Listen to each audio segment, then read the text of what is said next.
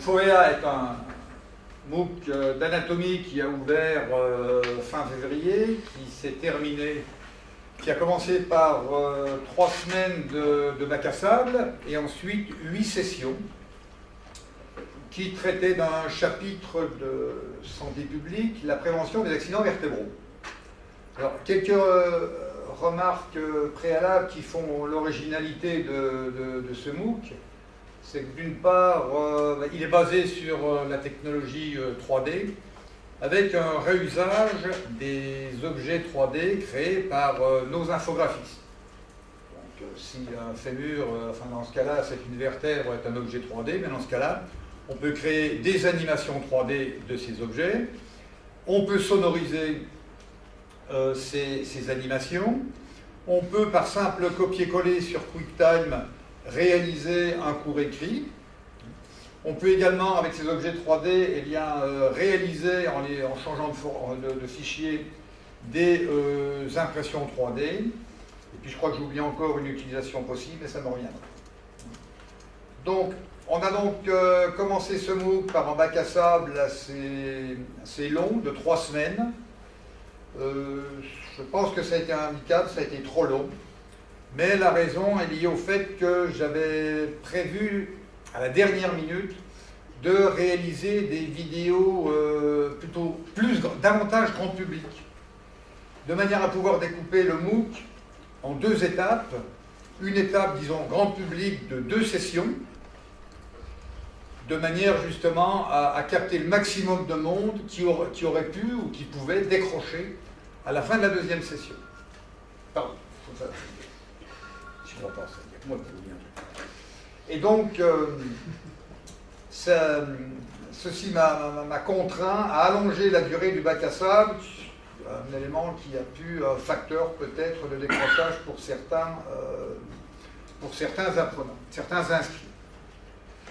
Donc, on a proposé des activités très riches pour familiariser les apprenants, en particulier à l'interactivité, avec un tutoriel de base pour la plateforme ClaroNet Connect, une plateforme qui à l'époque était encore en phase d'expérimentation, notamment au niveau des QCM. Et puis donc, on proposait à l'apprenant d'apprendre à interagir. Et le questionnaire auquel ont répondu à peu près 300 personnes, sur 1600 les premiers inscrits, eh bien, a révélé que finalement, ça n'intéressait pas tellement les inscrits. J'ai bien dit pas tellement. Donc on apprend à créer une galerie de photos, à créer des ressources à partir donc, de fichiers, et puis réaction sur le forum FOEA. Et vous voyez donc le MOOC étant devenu permanent à compter de juin, eh bien, il y a quand même la phrase qui rassure ceux qui n'ont pas du tout envie de se plonger dans l'interactivité ou de se plonger un peu trop dans les, comment dirais-je, dans les sous-sols d'un MOOC, hein, donc d'aborder directement la session 1. Donc 8 sessions consacrées à la colonne vertébrale ou au tronc, hein, d'une manière plus générale, avec des objectifs bon, que l'on peut deviner, hein, prévention des accidents vertébraux, interaction, meilleure connaissance de la 3D. Et puis donc les vidéos, chaque session est organisée toujours de manière identique. D'abord, une vidéo sonorisée, qui est donc en ligne directement sur YouTube, d'une durée en moyenne de 15 à 20 minutes. Un succès relativement modéré sur le MOOC. En revanche, on le verra, le MOOC est permanent et m'a servi à faire des classes inversées en psychomotricité et en ergothérapie, à Lyon 1, donc à l'ISTR. Et là, c'est un type de ressource qui a vraiment connu un grand succès. Ensuite, les apprenants devaient répondre à un quiz. Et cette expérience m'a conduit à avoir l'impression, pour la première fois de ma carrière, de faire des quiz intelligents. Chaque quiz, après tout je peux l'ouvrir, je suis bête. Chaque quiz, on va commencer à répondre. Voilà.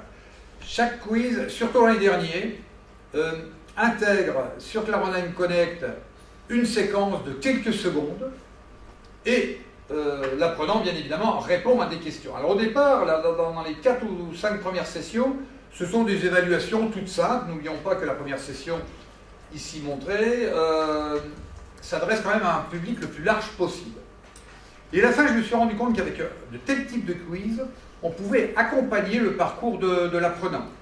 On ne lui demande pas des questions, une évaluation classique, mais on lui dit « Avez-vous observé ceci? Avez-vous observé cela ?» Et pour moi, c'est vraiment une évolution majeure.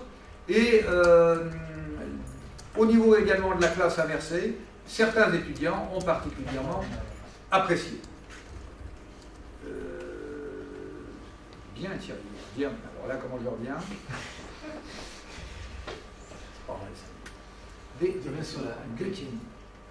Ah, peut-être là.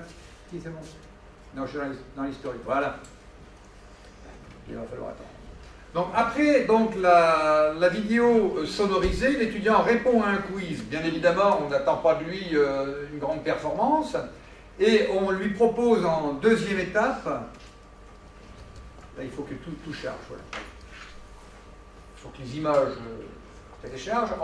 Dans une deuxième étape, on lui demande de regarder la vidéo non sonorisée, mais en lisant le cours. Alors, on va l'ouvrir en PDF, c'est plus simple, c'est plus rapide. Ah oui, mais c'est moins beau. C'est moins beau, j'aime pas. Bon, peu importe.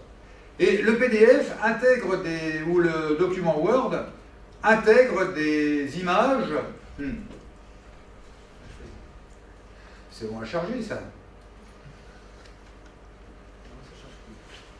Non, j'ai pas d'image là. C'est parce que tu n'as pas d'image. C'est impossible, ça, pour écrit. Je vais en montrer une là. Ah, je crois pas ça. Cours écrit, pour tronquer son, allez, donc voilà le type de cours intégrant des images que l'on obtient sous format QuickTime par simple copier-coller. Donc l'apprenant a à sa disposition le cours en Word, et à ce moment-là, on propose à l'apprenant de modifier son cours en Word qui est transformable. Le cours en PDF était prévu pour les étudiants, en particulier africains, pour lesquels les connexions ne sont pas toujours très bonnes. Mais dans le bilan, j'en dirai quelques mots, on a eu très peu de connexions depuis l'étranger. Ensuite, eh bien, chaque session propose 2 vidéos, sonorisées et non sonorisées, un cours, et écrit, et 2 quiz. Et jusqu'à donc la fin du cours, ce schéma se répète. Alors, le bilan. Eh bien, je crois que bon, l'originalité a quand même, on le voit ici, hein, je vais éventuellement commenter rapidement ce que j'ai écrit. C'est le premier MOOC basé sur l'accordé, ça j'y tenais, pas être médaille d'argent, mais plutôt médaille d'or. Avec tout de même une remarque, c'est que presque toutes les ressources étaient réalisées. Et bon, tous les spécialistes le disent, faites un MOOC lorsque vos ressources sont prêtes. C'était le cas pour nous, sauf pour quelques vidéos que j'ai évoquées tout à l'heure. L'intérêt de ce MOOC également, c'est qu'on aborde un problème de santé publique, c'est-à-dire avec une discipline scientifique qui concerne tout le monde sans exception. Quand on parle d'anatomie à quelqu'un, on lui parle de lui, donc on est vraiment directement en phase. Puis si vous vous adressez à des STAPS ou des paramédicaux ou des médicaux, bien évidemment, on se doute bien que c'est une discipline fondamentale. Donc l'originalité sur le réusage des objets créés, j'en ai parlé. Des quiz qui paraissent pertinents. Une autre originalité, c'était peut-être l'utilisation de la plateforme Caroline Connect, qui s'est avérée pour un homme préhistorique de mon genre facile d'utilisation.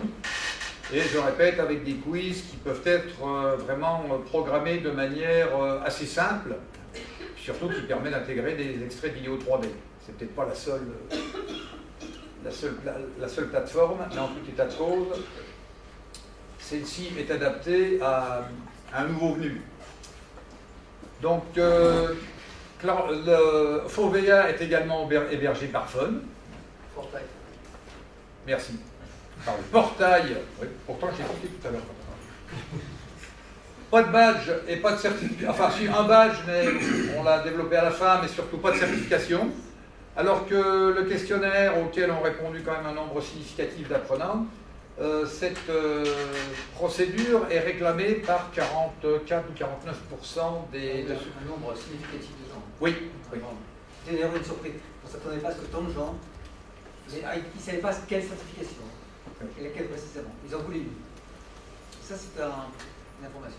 Voilà, je pense que ça venait surtout de la part de professionnels. Peut-être espérait-il trouver quelque chose dans le cadre du dispositif professionnel continu, c'est-à-dire l'obligation pour les médicaux et paramédicaux, depuis le 1er janvier 2014, de se soumettre chaque année à une formation.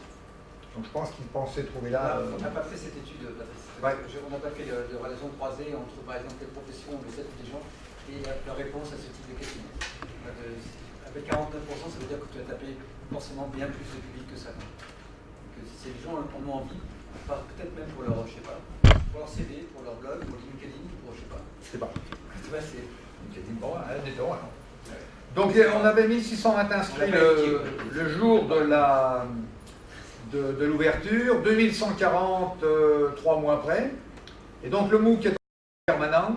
Aujourd'hui, on en a 3300, donc presque 1200 se sont inscrits depuis et ont une activité régulière, mais modérée plutôt, mais régulière. J'ai regardé ce matin, en 2015, on a entre 50 et 100 actions par jour. Alors qu'il n'est pas ouvert. Ah si, tout va en permanence. Oui, non, mais il n'est pas ouvert avec toi qui réponds aux questions. Non, le blog, non. Cela dit, avec un cas particulier, de 1200 actions par une seule personne, un kinésithérapeute de Nancy, qui en 3 secondes, j'ai demandé à Christophe, a téléchargé absolument tout, y compris les séquences des quiz. Là, je ne sais pas comment il a fait. Et Christophe est incapable de me répondre, pour une fois. Quand tu dis donc ouvert, ça veut dire 2 cas. Ça veut dire il y a le cas ouverture d'un cours sur une période donnée, que tu contrôles par le blog, etc. Et puis ouverture permanente, qui est pour qui veut se connecter. Les gens qui ont le lien, Ouais, voilà. Ah oui, la décision qu'on a prise à la fin. Ok. Parce que les gens le demandaient. Là, par exemple, je suis tel que le voit l'inscrit. Ouais, Voilà ce qu'il voit. Ce que je vous ai montré tout à l'heure. Je reviens. Tu as terminé. J'ai fini? J'arrête.